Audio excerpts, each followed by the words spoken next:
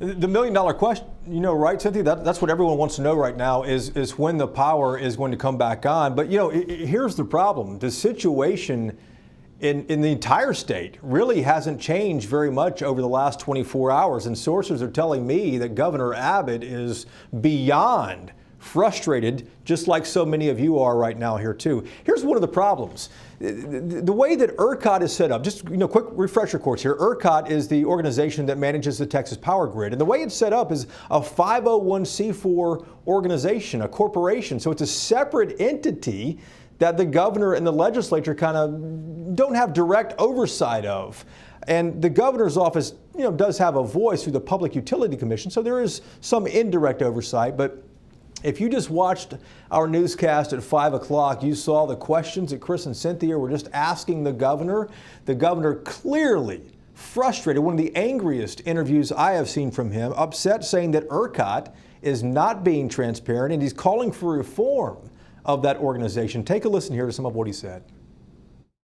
We need greater transparency, greater explanations. The public has a right to know what ERCOT is doing, how they are making their decisions, why they are making their decisions the way they are, and to speed up their decision-making process, because it is completely unacceptable for people to go more than a day without power.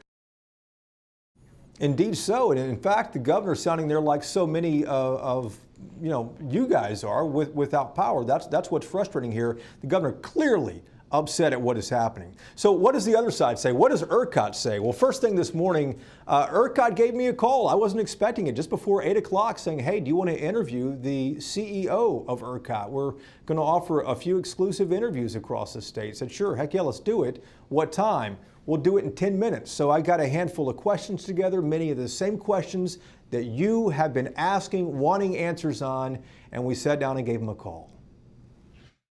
All along, one thing we knew for certain was the weather. A winter storm was coming. What is now, though, much less certain is when its aftermath, widespread electric outages, will finally get fixed. Is there a chance this could be over with Thursday or Friday, or are we looking that these outages could be extended through the weekend? And I know this has been a terrible problem, but we don't want a blackout that could last for a very, very long time, and where the system has to be rebuilt.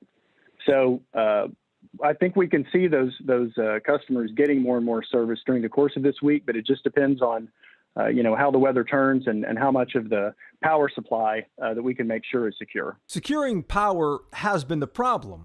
In an exclusive interview with us, the CEO of ERCOT, Bill Magness, said that 70 to 80 Texas power plants are not working right now in the cold weather. Equipment is freezing and they're shutting down. On Monday, that took 34,000 megawatts of electricity offline. Today, 45,000 megawatts are offline. For context, a single megawatt can power about 500 homes. I mean, just looking at the numbers, the situation looks like it's getting worse.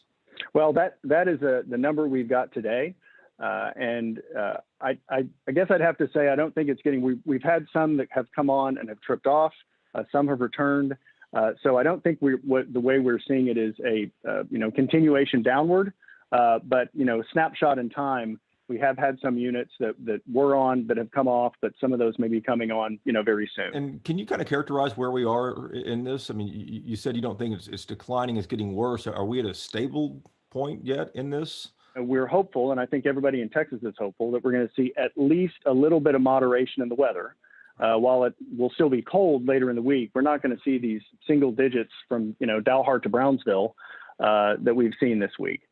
So the moderation in the weather, if that comes through, certainly will lower the demand side, which will help us serve everybody's electricity. The weather, it got us into this, and ERCOT says it's going to have to get us out of it as well. ERCOT CEO Bill Magness here says that he gets the frustration. He called this unacceptable. He called this terrible as well. He gets the frustration because he said his own wife and an 8th grade child of his are both sitting at home in Austin without any electricity at their house. As far as accountability goes, people want answers, and they deserve answers, and that's what we're asking. Lawmakers are asking as well too.